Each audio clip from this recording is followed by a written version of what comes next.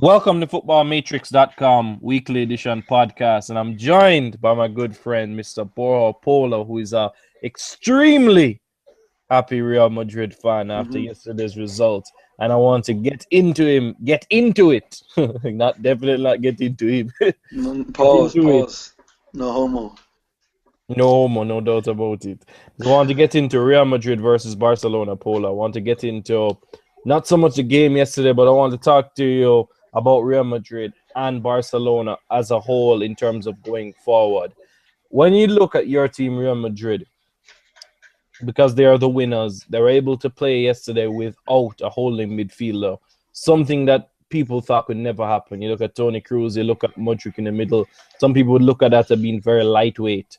They have Isco at the left, they mean a narrow left. You have James Rodriguez on the right hand side. Why is it working so well for Real Madrid after such a rough start?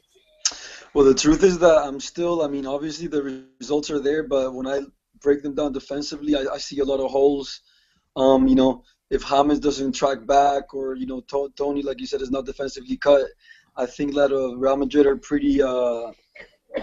they're pretty open to get attacked. So I'm not fully convinced, but I think what's making them work is the fact that they're able to sit in deeper and soak pressure as a unit, basically.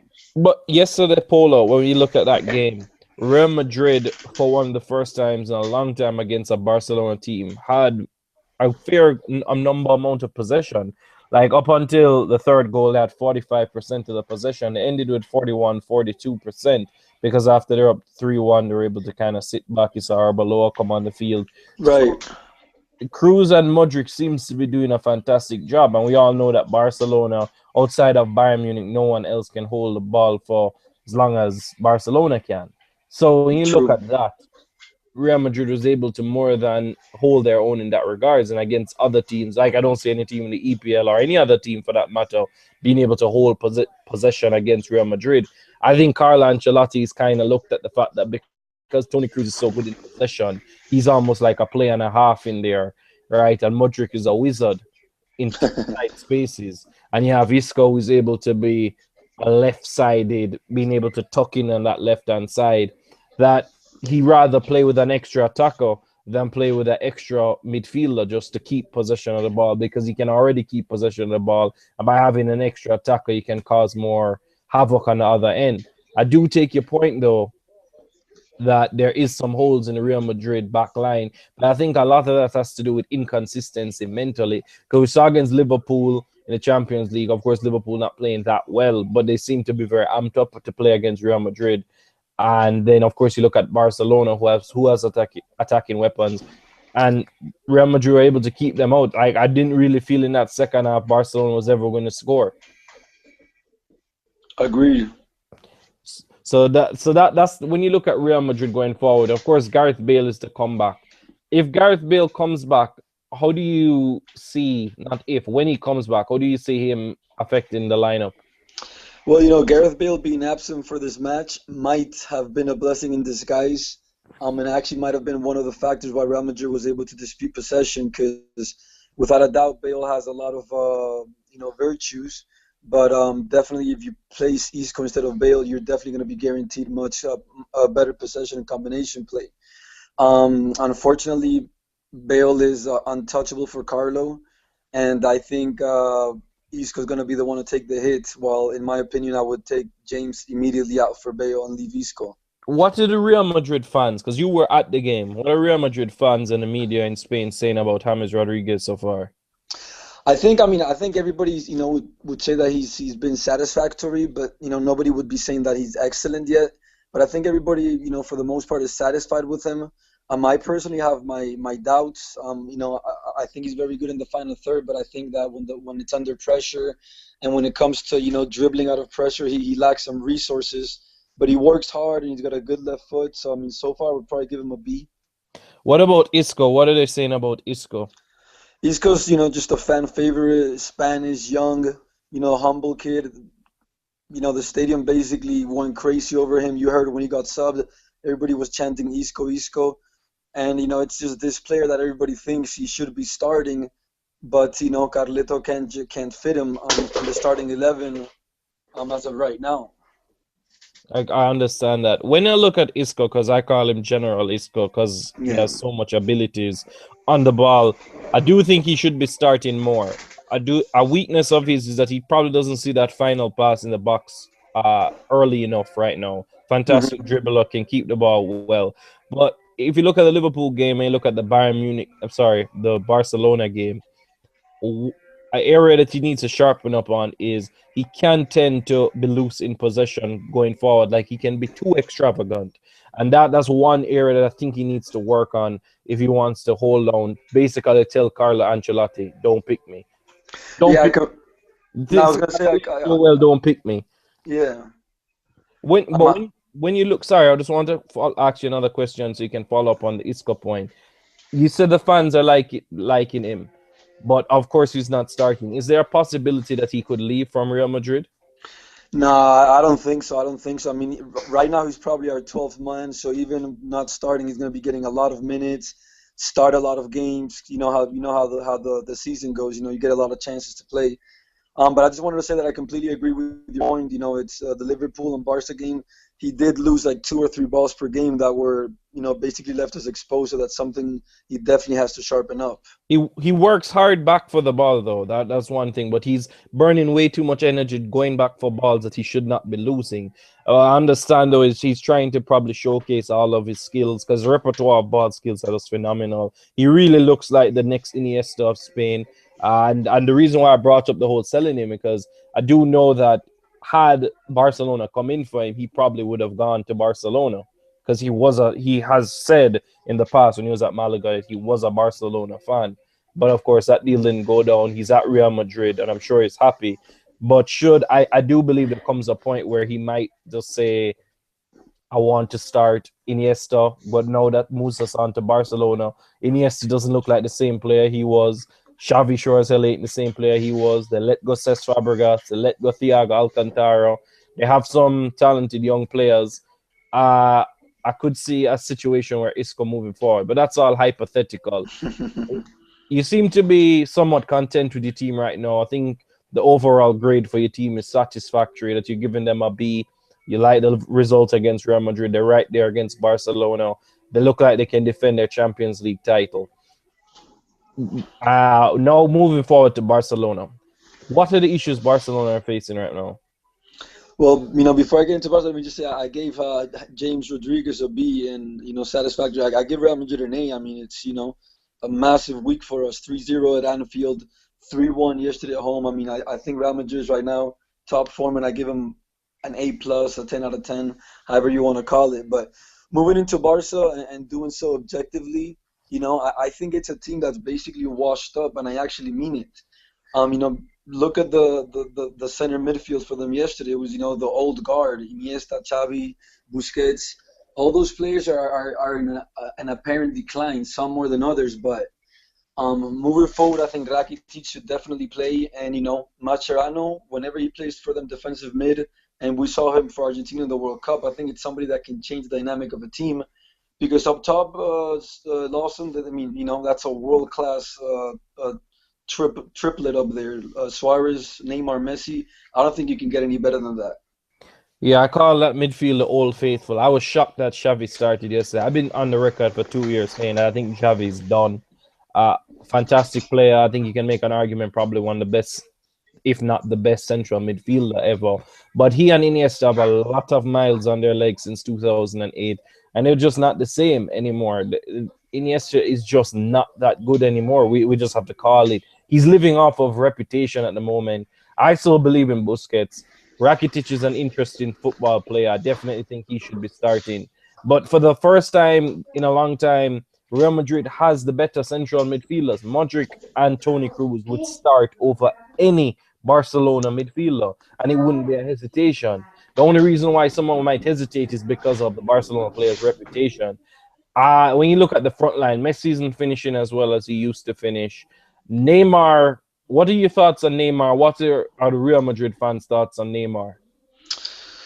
I mean, Neymar, I think anybody that knows a little bit about football knows that he's an excellent talent. I mean, it's hard to think of better players on the ball, more fantasy oriented than him. But the truth is, I mean, his goals this season have been, the numbers are incredible. But like you once told me, I don't think the football has been there yet for him. I mean, yesterday literally did nothing for 90 minutes. He didn't beat Carvajal once. He That's a tried difference. a stupid flick that Yeah. didn't work and then lost the ball. And some people on Twitter were going crazy over it. I didn't understand why the flick didn't work. And he realized it and tried to correct it, and he made it worse by kicking it out. And he was being physically roughed up by Carval there. He couldn't get any turn out of him, and that was a bit surprising because I did think that he would be able to get some turnouts of Carval. I don't think his football, as you said, has been there this season. He's been scoring goals, and that has been able to conceal a lot of his deficiencies so far. What about when you look at Suarez yesterday? Because you were at the stadium live. Suarez was able to make his first appearance for Barcelona. What was your thoughts on him? Yeah, it's a good question. I would like to actually ask you the same in return, but basically very surprised that he started. When I heard it, I was in the subway, went to the station, and it definitely got me excited to see his debut.